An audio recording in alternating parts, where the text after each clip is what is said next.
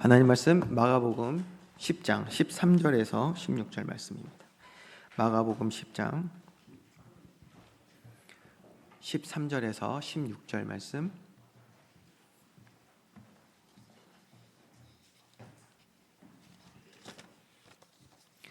우리 한 절씩 교독하겠습니다. 사람들이 예수께서 만져주심을 바라고 어린아이들을 데리고 오매 제자들이 꾸짖거늘 예수께서 보시고 노하시어 이르시되 어린아이들이 내게 오는 것을 용납하고 금하지 말라. 하나님의 나라가 이런 자의 것이니라. 우리 두 절을 같이 읽겠습니다. 내가 진실로 너에게 이르노니 누구든지 하나님의 나라를 어린아이와 같이 받들지 않는 자는 결단코 그곳에 들어가지 못하리라 하시고 그 어린아이들을 안고 그들 위에 안수하시고 축복하시니라. 아멘. 우리 옆에 분하고 먼저 인사하겠습니다. 잘 오셨습니다. 은혜 받읍시다. 아멘. 5월은 가정의 달입니다. 이번 또 주간이 긴 연휴여서 또 여기저기 많이 흩어지신 것 같은데, 오늘 이 시간에 하나님이 우리에게 허락하신 이 소중한 가정에 대해서 그래서 먼저 우리가 한번 묵상을 하고 또 감사드릴 수 있는 그런 은혜의 시간이 되어야 되겠습니다. 그래서 오늘은 바로 본론으로 들어가면서 먼저 하나님이 세우신 이 가정에 대해서 우리가 성경적인 의미를 한번 짚어보는 시간을 가졌으면 좋겠습니다. 먼저 하나님께서는 남자와 여자를 창조하셨죠. 남자와 여자를 창조하셨습니다. 그 외에는 없습니다. 남자와 여자를 창조하시고요. 그리고 둘이 한 몸 이루는 부부가 되게 하셨습니다. 부부. 그렇죠? 그리고 그 가운데 생육하고 번성하도록 하나님이 하셨음을 우리는 성경을 통해서 또 우리의 삶을 통해서 잘 알 수가 있습니다. 그렇기 때문에 남자와 여자만이 부부가 될 수 있습니다. 남자와 여자가 한 몸일 때 부부가 되는 것이고 번성할 수가 있는 것입니다. 그게 자연의 이치인데요, 사실 창조의 원리입니다. 성경이 그렇게 말씀하고 있고요. 이것이 하나님이 세우신 창조의 기본 원리이면서 이렇게 세워진 그 작은 공동체, 즉 가정은요, 인류 역사상에 하나님이 직접 세우신 첫 번째 기관이라고 할 수 있겠습니다. 자, 그러면 이 창조 원리 안에서 이렇게 세워진 최소 단위의 공동체가 부부이고요, 그 다음에 또 가정이기 때문에 여기에는 분명히 하나님이 의도하신, 창조하실 때 의도하신 창조의 목적이 있겠죠. 그 목적이 있겠죠. 성경은 어떻게 기록하고 있냐? 이렇게 기록하고 있습니다. 첫 번째, 먼저 부부는 서로 돕는 배필인 줄 믿으시 바랍니다. 서로 돕는 배필이에요. 자, 그럼 질문을 해야겠죠. 무엇을 돕습니까? 여러분, 남편이 또 아내가 서로에게 무엇을 돕기를 원하십니까? 또 이거 조사를 좀 해야 되나? 한번 해볼까요? 나는 우리 남편이 좀 설거지 좀 했으면 좋겠어요. 손 들지 마세요. 손 들지 마. 그냥 해본 소리예요.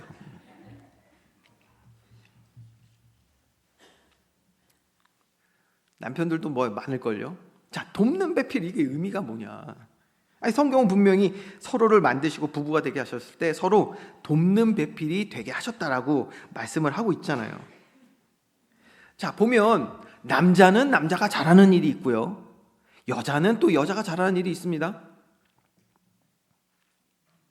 그래서 서로의 필요를 이렇게 서로에게 부족한 부분을 채워줄 수 있는 그런 부부 되기를 주님의 이름으로 축원드립니다. 그래서 서로를 이렇게 잘 돕는 배필이 돼야겠죠.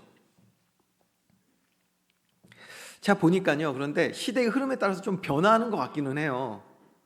제 윗세대 분들을 봐도요, 요즘 많이 변하고 있다는 것을 보게 됩니다.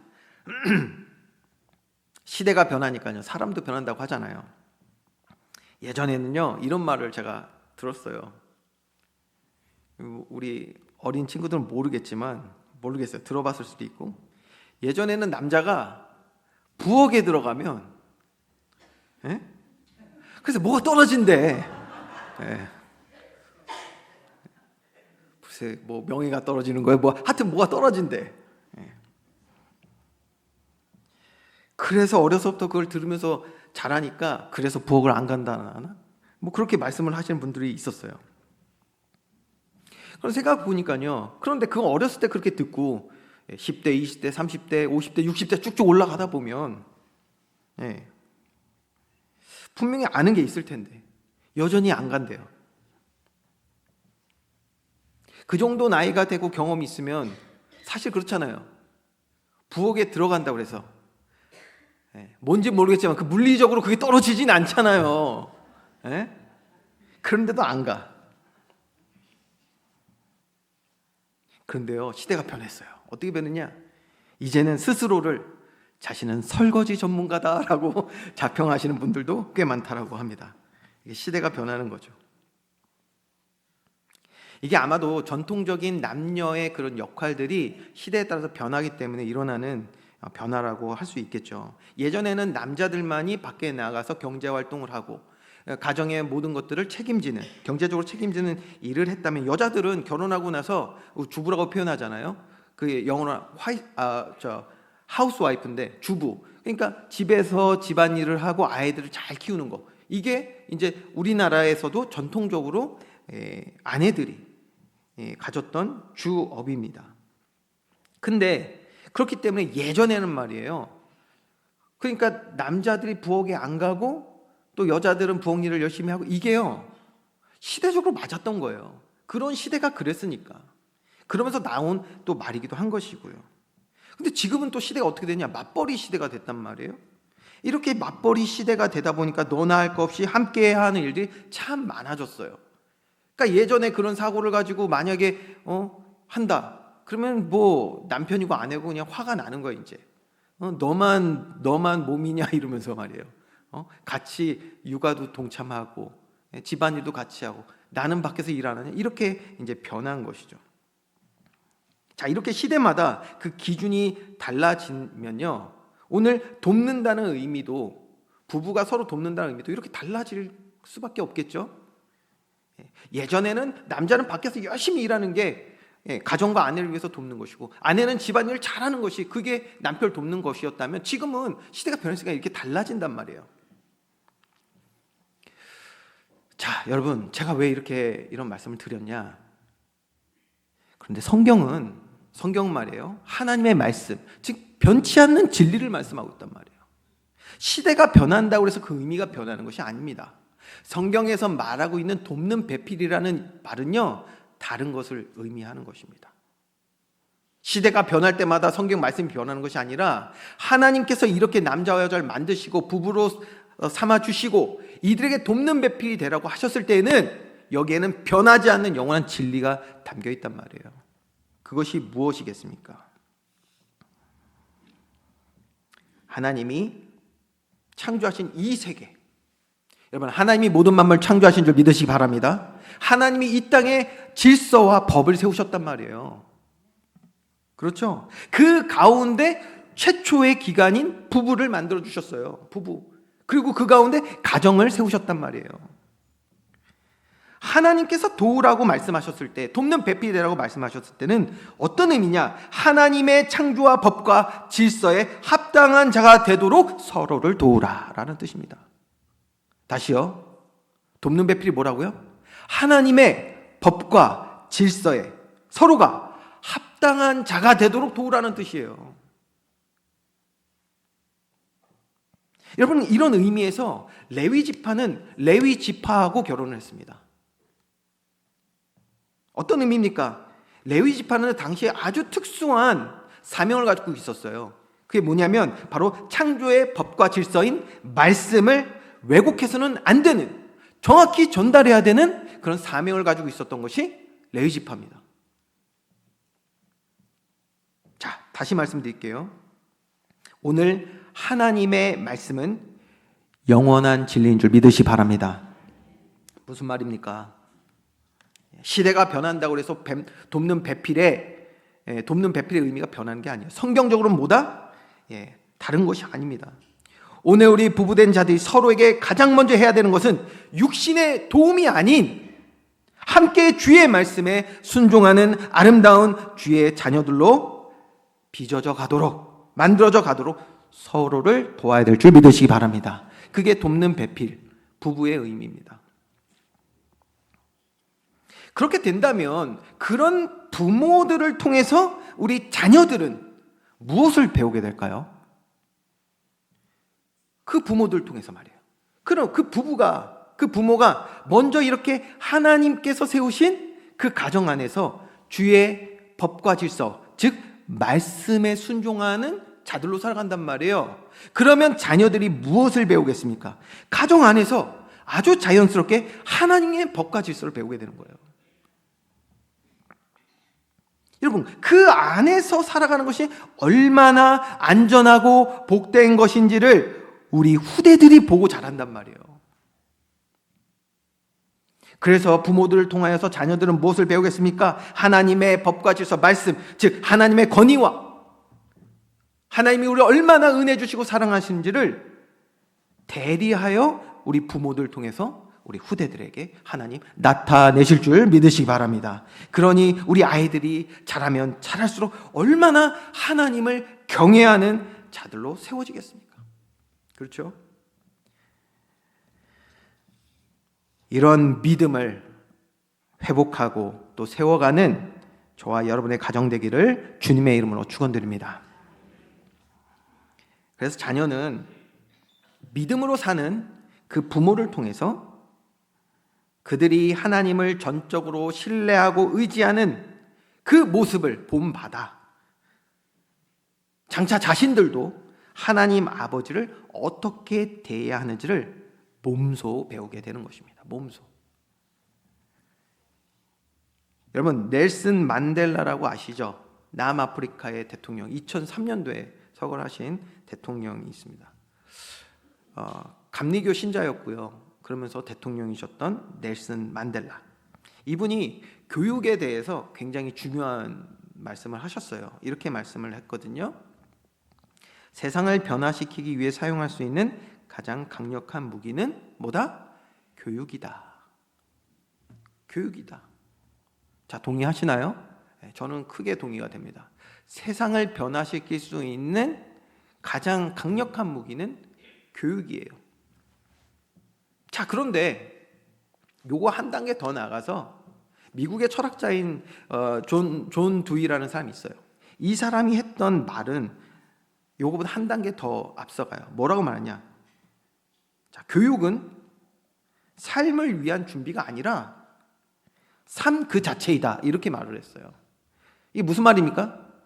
분명히 넬슨이 이렇게 말했어요. 세상을 변화시키기 위해서 가장 중요한 것은 교육인데 그 교육의 가장 큰 현장이 뭐다? 우리의 삶이라는 거예요. 여러분, 가정 안에 세워지는 질서와 기능은 단순한 세상 윤리적인 차원을 넘어서 하나님과 우리의 관계, 이것을 바로 정립하고 체험하는 성경적인 모델인 줄 믿으시기 바랍니다. 작은 천국이 되어야 돼요. 하나님 나라가 임하는 저와 여러분의 가정이 되어야 될 줄 믿습니다. 자, 이러한 이해를 가지고 이제 오늘 본문에 나타난 말씀을 우리가 한번 적용하면서 우리가 묵상을 해보려고 합니다. 자, 13절 말씀인데요. 먼저 13절에 사람들이 예수님께로 어린아이들을 데리고 옵니다. 왜요? 주님 품에 안겨서 축복기도 받기 위해서 이렇게 사람들이 데리고 오는데 놀랍게도 제자들이 이 일에 대해서 꾸짖는 장면이 나와요. 여러분, 생각해 보셨어요? 왜 그랬을까? 왜 어린아이들이 오는 것을 제자들은 막았을까? 여러분 생각해 보셨습니까? 이 일로 인해서 14절 말씀 보면 예수님이 노하시는 장면이 나오거든요. 굉장히 분노하시는 거예요. 노하셨어요. 성경에서 예수님이 노하시는 장면이 몇 안 나옵니다. 그 중 하나예요. 그렇기 때문에 단순히 넘어갈 것이 아니라 왜 예수님은 그들에게 노하셨고 그리고 그들을 꾸짖으시면서 하신 말씀, 우리가 좀 알아야겠죠. 자, 이거 알기 위해서 지난 시간에 말씀드린 것처럼 우리 먼저 어린아이들이 어떤 존재였는지를 알아야 됩니다.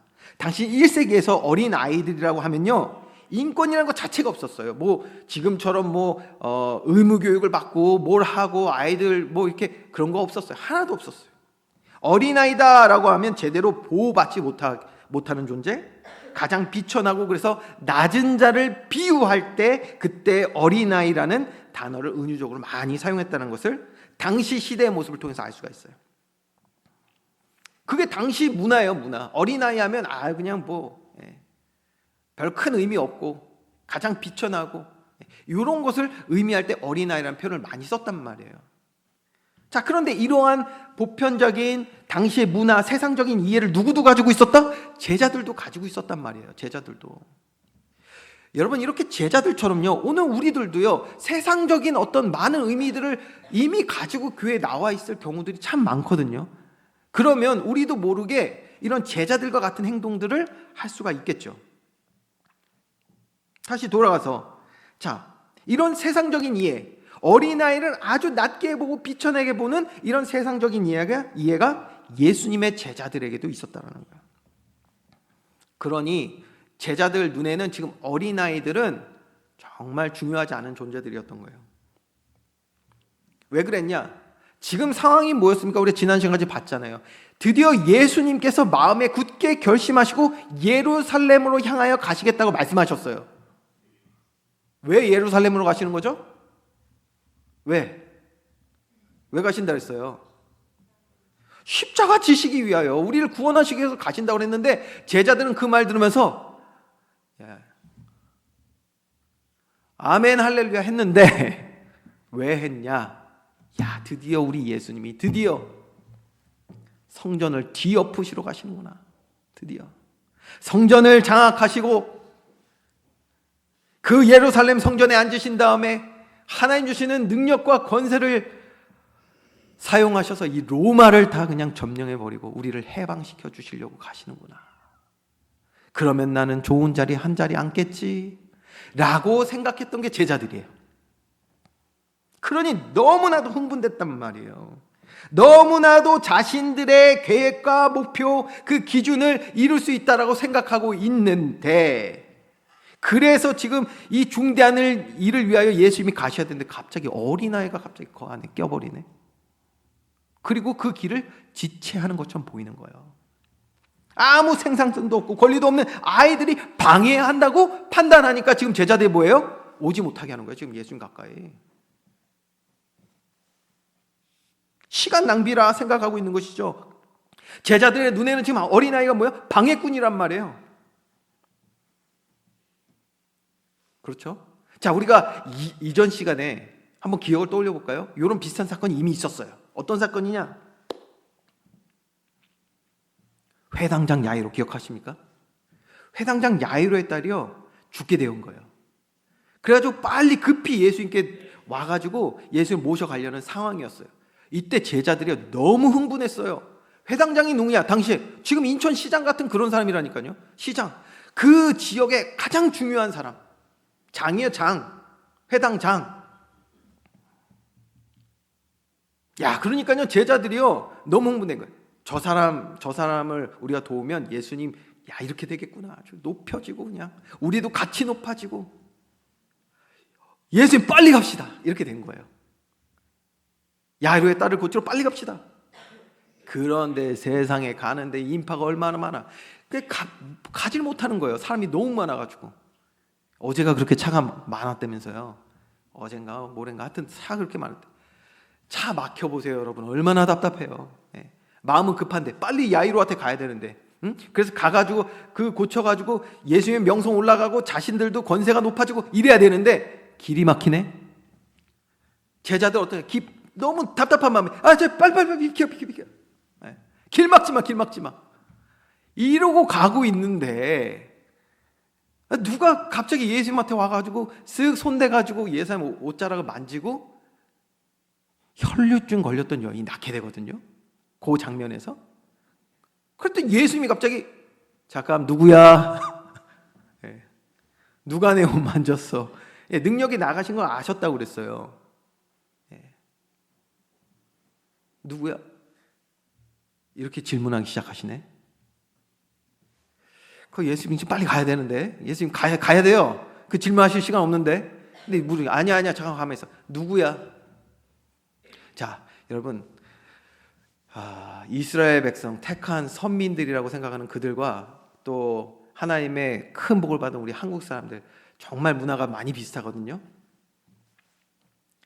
문화가 비슷해요. 한번 생각해 보세요. 누구야 했을 때 저요 하고 나왔을 거라고 여러분 생각하십니까? 접니다.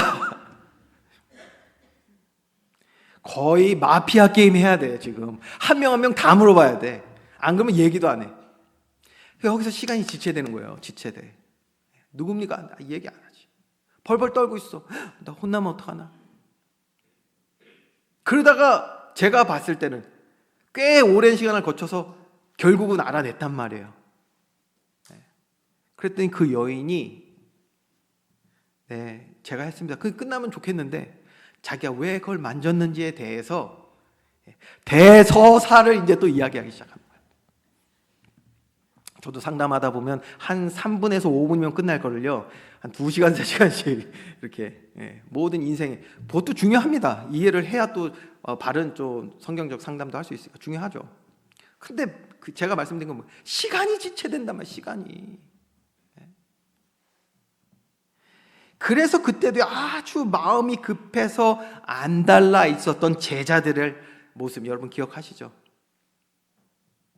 마찬가지만 지금도 아이들이 그렇게 주님께 오는 것 자체가 이들에게 지금 불편한 상황이에요. 왜? 자신들의 그 목표를 이루는 일에 지연시키고 방해하는 자로 지금 받아들이고 있기 때문이겠죠. 자, 그러면 저는 가정의 달이라고 했잖아요. 그래서 이쯤에서 한번 질문을 좀 해봐야 될 것 같아요. 우리가 오늘 시작하면서 가정의 의미에 대해서 얘기를 좀 나눠봤잖아요. 제자들에 국한돼서만 얘기하겠습니다. 제자들은 과연 어떤 신앙 교육을 그들의 가정에서 받았을까라는 저는 질문을 하게 되었습니다. 그들의 부모가 성경적으로 말이에요. 정말 서로를 돕는 배필이었을까? 그래서 정말 하나님을 경외하는 그런 부부였을까? 그것이 자녀들에게 전달되어지는 그런 가정이었을까? 다시요. 가정은 가장 강력한 교육의 현장이라고 했습니다. 오늘 제자들의 이런 모습은 단순히 만들어진 모습이 아니었단 말이에요. 그들이 어려서부터 자라면서 또 세상을 통해서 많은 것들을 보고 배우면서 지금 만들어진 모습이 지금 어떻습니까? 이 모습이 어떠냐? 예수님의 마음을 헤아리지 못하고 자신들이 무슨 결정권이 있는 것 마냥 어린아이들을 지금 제지하는 모습. 제자들은요 지금 자신들이 예수님과 함께 한다라는 그 자체만으로 너무나도 특별하다라는 특별 의식을 갖고 있어요. 그러니까 지금 뭐하고 있습니까? 누가 주님에게 합당한 자인가? 만나기 적합한 자인가? 야이로와 같은 그런 권세가 있는 자인가? 부자인가? 여러 가지 이런 것들 자신들의 기준으로 생각하면서 어린아이를 지금 막고 있다니까요. 이렇게 자신들의 기준으로 판단하고 있는 모습. 우리가 앞으로도 계속 다루겠지만 바로 이것이 제자들 안에서 강하게 지금 나타나고 있는 영적 교만입니다. 그런데 놀라운 사실은 이 영적 교만을 아이들은 어려서부터 배워갈 수 있다는 거예요. 교만은 단순히 성격의 문제가 아니라고 그랬죠. 교만은 무엇입니까? 내가 주권자이신 하나님의 자리에 앉아서 상황을 판단하기 시작하는 것. 그렇게 시작하기 시작하면 결국 주님의 마음과는 정반대의 길을 가게 된다는 것입니다. 제자들은 지금 주님을 위한다는 명분을 세워서 오히려 주님의 사역을 방해하고 있는 불순종을 지금 범하고 있지 않습니까? 저와 여러분에게도 큰 교훈의 말씀이라고 저는 생각을 합니다. 우리 역시 신앙의 연수가 쌓일수록 내 경험과 또 기준이 세워지면 다른 일을 판단하고 주님의 길을 가로막을 수도 있다는 것을 우리는 잊어서는 안 될 것입니다. 예수님은 제자들의 이런 행동을 보시고 노하시면서 말씀하셨어요. 그리고 오히려 아이들을 오라 하시고 안고 안수하며 축복해 주셨습니다. 그리고 이렇게 말씀하셨어요. 어린아이와 같지 않으면 하나님 나라에 들어갈 수 없다라고 말씀하셨습니다. 자, 제가 이 부분에서 지난 시간에도 잠깐 말씀드렸기 때문에 어린아이와 같지 않으면 하나님 나라에 들어갈 수 없다를 그냥 문자적으로 그냥 의미 모른 채 우리가 이해해버리면 또 이것도 황당한 일들 많이 생깁니다. 1부 때도 말씀드렸는데 또 한 번 말씀드릴게요. 갑자기 내가 어린아이 같이 되지 않으면 하나님 나라에 들어가지 못하는 거 아니야? 라고 생각하면서 갑자기 깔깔대고 웃고 교회에서 뛰어다니고 이러시면 안 됩니다. 그 말을 하는 게 아닙니다. 이 말은 나중에 우리가 죽은 후에, 육신이 죽은 후에 천국에 가려면 어린아이처럼 되어야 한다는 그런 말이 아닙니다. 이게 무슨 말이냐? 제가 한번 쉬운 예를 하나 들어드릴게요. 탕자의 비유 아시죠? 탕자의 비유 다 아시나요? 혹시라도 모르시는 분이 있으니까 제가 한번 말씀드릴게요. 한 부자 아버지에게 두 아들이 있었어요. 근데 그 중에 둘째 아들이 말이에요. 둘째 아들이 세상의 유혹을 받아서 세상에 나아가 살고 싶다는 거예요.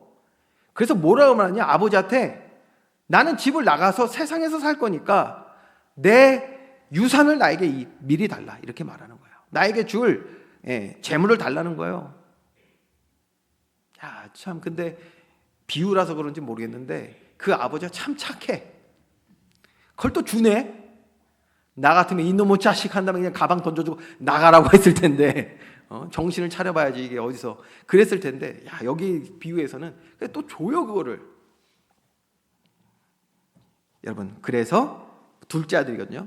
둘째 아들이 그 유산을 받아서 아버지 집을 떠납니다. 떠나요. 여러분 이게 벌써 뭐예요? 이게 바로 교만입니다. 이 비유에서 말하고 있는 중요한 핵심 내용도 있어요. 이게 교만이에요. 내 생각 내 뜻대로 살겠다고 하나님 아버지를 저버리고 세상으로 향하는 이 교만이란 말이에요. 그리고 나서 뭐 합니까? 그 세상에 만족하며 살아가면서 돌아오지 않습니다. 회개하지 않는단 말이에요. 언제까지요? 결국 모든 것을 잃고 나서 가장 처참한 고통 가운데 있을 때 그제서야 아버지 집을 떠올리고 돌아오게 되는 내용입니다. 자, 여기서 우리가 기억해야 될 것은 이 아들은 뭐예요? 처음부터 아버지의 아들이었다라는 거예요.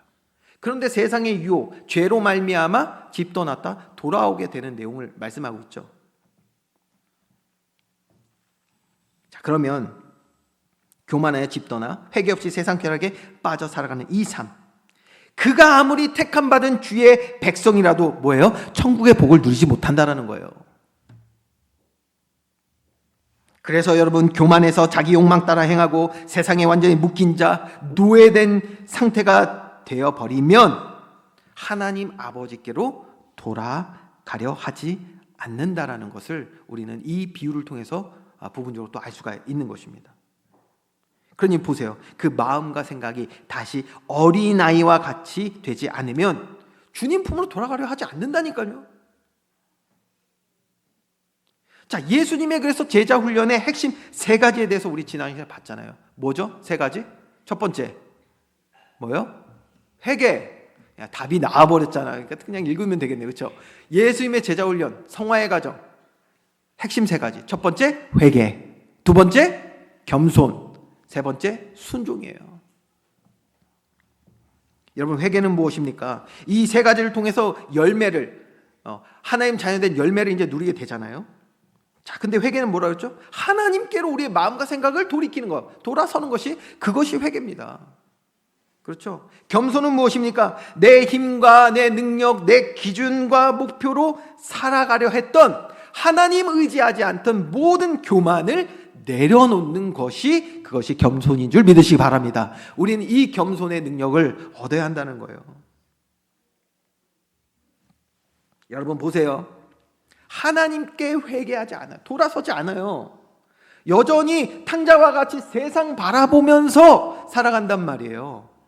그런데 그러면 어떻게 그 안에 겸손이 있을 수 있겠습니까? 하나님을 의지하지 않는데요. 내가 사랑하고 내가 정말 소중하다 생각하는 세상 것들을 붙잡으려고 얼마나 발버둥 치냐니까요. 그게 교만이에요, 교만. 이 교만을 내려놓는 것이 겸손인데 회개가 없는 자에게 어떻게 겸손이 있겠어요? 그렇죠? 그럼 순종은 무엇입니까? 바로 회개와 겸손이 우리 삶 가운데 임하게 될 때 비로소 하나님의 능력 되신, 하나님의 성취될 말씀에 기쁨으로 엎드리게 될 줄 믿으시기 바랍니다. 말씀에 순종하게 되는 거예요. 그래서 여러분, 우리는 하나님께 순종하는 자가 되어야 될 줄 믿으시기 바랍니다. 순종이 제사보다 낫습니다. 순종이 돼야 돼요. 그래야 하나님의 놀라운 능력의 말씀 성취를 그때 보게 된단 말이에요. 열매 맺게 된단 말이에요. 오늘 저와 여러분의 가정 안에서 예수님의 제자 훈련이 일어나게 되기를 주님의 이름으로 축원드립니다. 자, 우리 가정에서 날마다 주님께 향한 그래서 이 회개가 있어야 돼요. 세상 바라보던 탕자와 같던 눈이 회복이 돼야 돼요. 우리의 시선이 주님께로, 오직 주님. 그래서 나의 교만을 내려놓는 겸손이 있어야 되고요.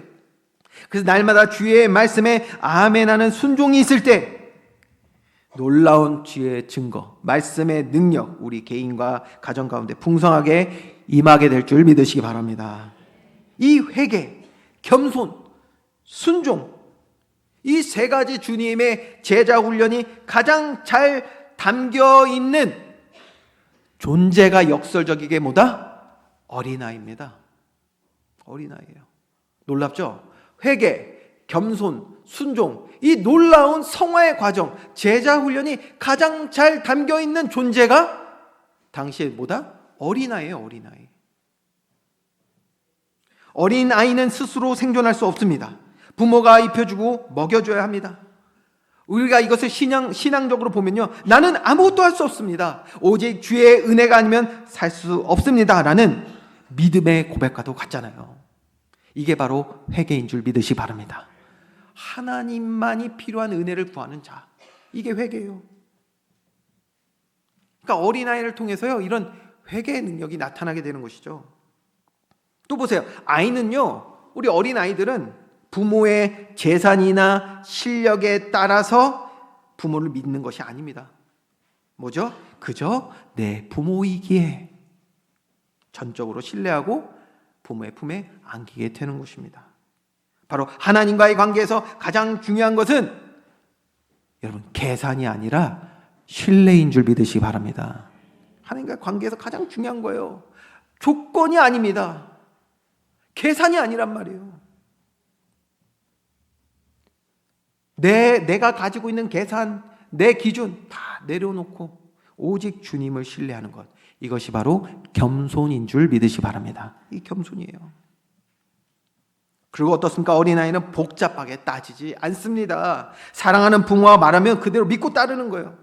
하나님 나라는 그래서 똑똑한 자가 들어가는 것이 아니라 어린아이처럼 주님의 말씀을 그대로 받아들여 아멘하고 순종하는 자가 천국 복을 누리게 되는 줄 믿으시기 바랍니다. 결론입니다. 오늘 우리는요, 우리에게 주시는 이 말씀, 특별히 가정의 달에 주시는 이 말씀을 통해서 두 가지 측면에서 오늘 말씀을 적용하고 마쳐야 되겠습니다. 첫 번째는 나 자신의 신앙 회복을 위해서 우리가 말씀을 잘 오늘 묵상을 해야 되겠고요. 두 번째는 우리 후대들을 위한 기도가 있어야 되겠습니다. 그래서 첫 번째는 오늘 말씀을 통해서 먼저 하나님과 나와의 관계를 돌아보는 시간이 있어야 될 줄 믿습니다. 나는 지금 하나님 앞에서 다 커버린 어른처럼 굴고 있진 않은가? 그렇죠? 내 머리로 계산하고 내 지혜를 의지하면서 주님께 의지하기보다는 세상을 더 바라보고 사랑하고 오히려 주님으로부터는 내가 원하는 거 얻으려고만 하는, 대접받기만 원하는 그러한 모습이 있진 않은지, 우리가 다시 어린아이의 심정으로 주님 앞에 엎드릴 때 그곳에 하나님 나라의 평강이 풍성히 임하게 될 줄 믿으시기 바랍니다. 이렇게 우리가 먼저 어린아이와 같은 믿음이 회복되어지는 오늘 예배 시간 돼야 되겠습니다. 근데 두 번째예요. 이렇게 하나님을 향한 어린아이와 같은 믿음 회복되는 건 너무 중요하죠. 그러면서 동시에 말 그대로입니다. 우리 어린아이들, 우리 후대들 얼마나 중요한지 모릅니다. 오늘 이들이 어려서부터 믿음의 부모 혹은 믿음의 가정, 둘 다 없다면 믿음의 공동체인 교회 안에서 이 아이들이 바로 자란다면 얼마나 천국복을 누리는 아이들이 되겠습니까? 그렇죠? 그런데요, 오늘날 이 땅을 보고 가정들을 볼 때 우리의 마음이 안타깝고 또 하나의 마음이, 그 심정이 얼마나 안타까우실지를 생각해 보게 됩니다. 왜냐하면 요즘 어린 아이들의 그 특징들이 점점 사라지고 있습니다. 특징들이 사라지고 있어요. 어린 아이 같지가 않아요. 어려서부터요, 인터넷, 미디어, 유튜브, 또 세상 인본주의 가득한 것들, 이런 것들이 너무 아이들을 지금 압도해 가다 보니 너무 일찍 자기 기준이 세워지고 있어요. 자기 기준에 사로잡혀요. 신뢰와 순종을 배우기보다는 자기 욕망의 실현, 자기 욕망 어떻게 실현할지, 이런 거 먼저 배우고요. 부모 의지하는 거요? 아니요, 이거 중요하지 않아요. 세상이 더 커 보이고 자기 힘으로 뭔가를 쟁취하는 그 법을 먼저 익히려고 합니다. 지금. 여러분, 지금 세상이요, 너무 악합니다. 한 예를 제가 들어드릴까요? 제가 95년도에 처음 캐나다로 유학을 갔을 때, 그때에 95년도입니다. IMF 일어나기도 전이잖아요. 근데 저는 한국이 굉장히, 우리나라가, 대한민국이 굉장히 특별히 우리 기독교가 열심히 있는 걸 알고 있었어요. 그런 설교들을 들었으니까. 뭐 기도 충만하고 헌신과 열정 충만하고 그렇게 알았어요. 근데 제가 그 캐나다를 갔는데 한인교회들 만만치 않더라고요. 기도도 많이 하고 얼마나 열심히도 있고 한지 정말 열심히들 하더라고요.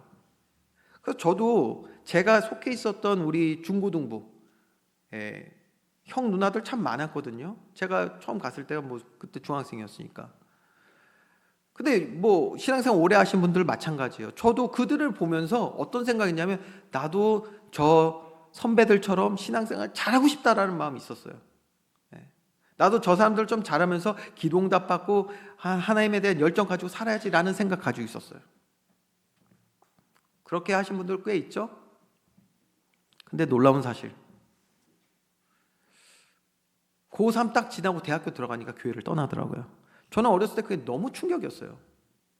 내가 그렇게 바라보고 저 사람 정말 신앙생활 잘한다고 생각했던 그 사람이 교회를 떠나더라고요. 나중에 듣고 보니까 무슨 얘기를 하냐면, 그래도 자기가 기독교 가정에서 태어나고 부모님들 그 면도 있고 하니까 그래서 다녔다는 거예요. 다니면서 그냥 뭐 교회 생활도 재밌으니까 열심히도 했다는 거예요. 그런데 항상 생각했대. 무슨 생각했냐? 저 미국이나 이런 데는 다 대학 가면 거의 멀리 가거든요. 기숙사 생활로 멀리 가요. 그러니까 그때 되면 내가 그냥 알아서 살아야겠다 생각을 했대요. 그리고 대학 가니까 세상 뭐 문화, 쾌락 너무 좋네? 교회를 그냥 잊어버리는 거예요. 저는 근데 그게 어렸을 때 굉장히 충격이었어요. 저 사람들이 그럴 사람이었나? 이런 생각을 했습니다. 여러분, 지금 시대는 얼마나 더 안타까운지 아십니까? 한번 제가 시대로 조금 얘기할게요. 좀 오늘 생각보다 시간이 좀 있으니까. 자, 설교 많이 안 했습니다, 여러분. 정신 바짝 차리시고. 한 10년 전만 해도, 10년이 제가 봤을 땐 거의 마지막이었던 것 같은데, 이때까지만 해도 이게 많이 단축해서, 옛날에는 대학교 가면 교회를 떠나던 그런 문화가, 우리 자녀들의 문화가 그래도 좀 아직까지는 저기여서 고등학교 2, 3학년 때 저는 아직도 생각나요. 제가 그때도 뭐 계속 뭐 중고등부 사역도 하고 계속 대학 청년부 사역도 했으니까 알잖아요. 제가 주변 동료들에게도 얘기를 듣는단 말이에요. 뭐라고 하냐면 고2, 3만 되면 애들이 교회를 안 온다는 거예요. 왜 안 오냐 그랬더니 공부해야 한다고 안 온다는 거예요. 여러분, 그렇게 해가지고 잘 됐다는 사람 내가 들어본 적이 없어요. 여러분, 데리고 와보세요, 저한테. 그렇게 해서 공부해가지고 뭐 훌륭한 사람 된 사람 있으면 데려와 보시라니까요. 없어요. 저와 여러분, 하나님이 계획하신 그 길을 걸어야 될 줄 믿으시기 바랍니다. 그게 가장 안전한 길인데 가장 복된 길인데 이 세상에 속는다니까 자꾸. 예? 여러분 우리들이 말이에요, 우리 자녀들 탕자 만들면 안 되잖아요. 그런데 탕자 만드는 얘기를 제가 들은 거예요. 고2, 3만 되면은 아예 엄마 아빠들이 너는 교회 가지 말고 공부하라는 거예요. 예? 엄마 아빠가 가서 대신 기도하겠대요. 100일 기도, 300, 200일 기도, 300일 기도. 근데 저는 그 얘기 듣는데요, 막 화가 막 나기 시작. 그러니까 우리 교회에서는 그런 걸 일절 생각하지 마세요. 저 화나니까. 그래서 이분들이 말이에요, 자기 자녀를 탕자로 만들고 있네. 얼마나 이게 안타까운지. 그렇게 한다는 거예요. 자, 그런데 여러분, 그게 한 10년 전까지 얘기인데요, 지금 어떤 줄 아십니까? 초등학교까지 내려왔어요. 초등학교. 예전에도요, 그래서 제가 아직도 기억한다니까요. 제가 중고등부 할 때도요, 어떤 아이들이 오면요, 엄마하고 거래하고 온 애가 뻔해. 예. 예배 가면 용돈 줄게. 그러니까 어쩔 수 없이 와 있는 거예요. 그런 애들 보통 뭐 하고 있냐면 고개 다 이러고 있어요. 그냥 타고 있어. 야, 지금 고개 숙이신 분들 빨리 들어야겠는데, 누구랑 용돈 받겠다고 이것도 거래하고 오신 건 아니잖아요. 그렇죠? 근데 애들이 그랬단 말이에요. 계속 하고 있어. 그래도 조금 약간 기본 있는 애들은 그런 거래를 하고 왔음에도 불구하고 앞을 딱 보긴 하더라고. 앞을 딱 봐. 근데 제가 설교하다 보면 뭐 해야 되니까 그 다 눈 맞추면서 한단 말이에요. 뭐 애들 다 뭐 뻔하잖아요. 그러니까 다 보고 하는데, 나도 모르게 걔랑 눈을 맞추다가 제가 뒤를 봤다니까 한번. 그때 나를 보는 게 아니야, 걔가.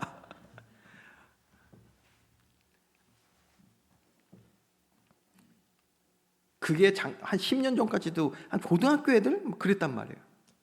무슨 말입니까? 중학교까지만 돼도요, 중학교, 고등학교 그 선에서도 부모님이 어쨌든 하라고 하면 순종하고 그런 어린아이와 같은 마음들이 아이들이 있었어요. 그런데 지금은 초등학교까지 내려왔어요.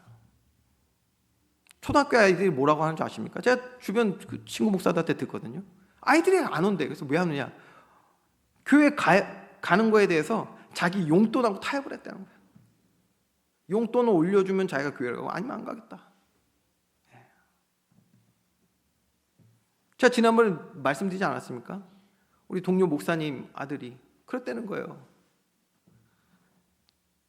아빠, 나는 믿지 않아. 근데 아빠가 목사님이니까 교회는 가줄게. 지금 이런 시대.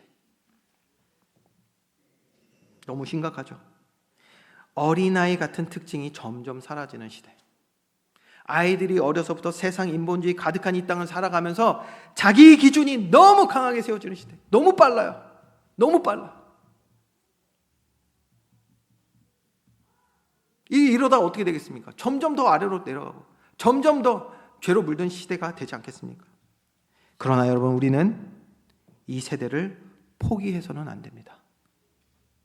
더더욱 이들을 위해서, 우리 후대들을 위해서 기도해야 될 줄 믿으시기 바랍니다. 여러분, 기도해야 됩니다. 이 아이들이 어려서부터 정말 주의 말씀 가지고 주님의 말씀에 순종하는 아이가 된다면 천국 복을 어려서부터 누리는 아이로 자랄 텐데, 여기에 대한 우리가 한을 가지고요, 정말 기도하고 이들 위해서 함께 헌신하며 섬겨야 될 줄 믿으시기 바랍니다.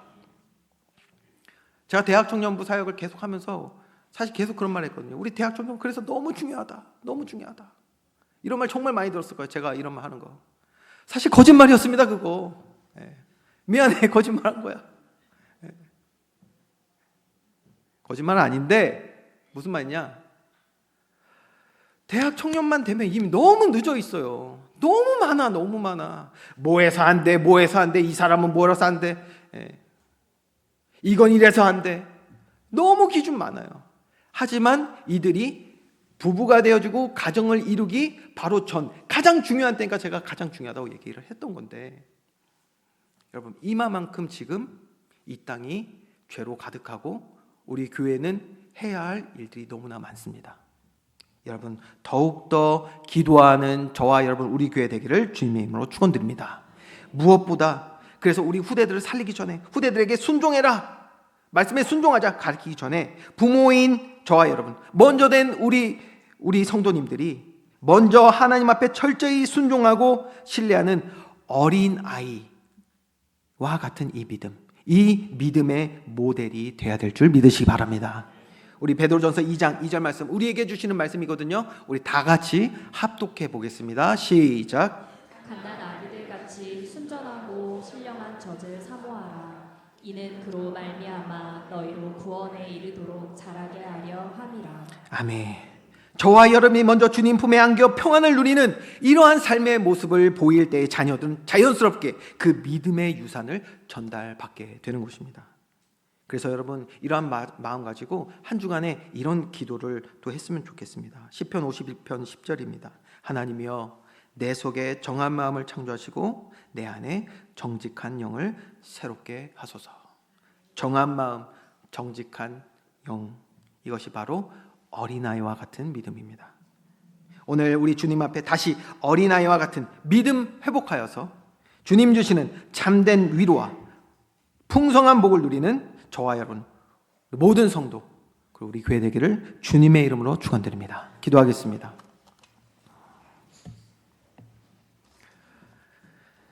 사랑의 하나님, 가정의 달을 맞이하여서 어린아이와 같은 믿음 회복하라는 주의 강렬한 말씀을 허락하심에 감사를 드립니다.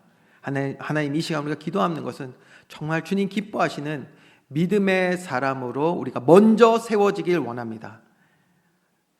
날마다 주님께 돌아가고 우리의 모든 교만을 주님 앞에 내려놓으며 주의 말씀에 순종하여 그 순종의 열매가 우리의 개인의 삶과 가정에 풍성하도록 주님 축복하여 주시옵소서. 그래서 이러한 축복이 우리 가정 안에서 특별히 사랑하는 우리 후대들에게 전달되어서 대대손손 하나님을 경외하는 믿음의 가정으로 어두워진 이 땅에 빛을 발하는 존귀한 주의 자녀들로 세워지게 하여 주시옵소서. 감사드리며 예수 그리스도의 이름으로 기도합니다. 아멘.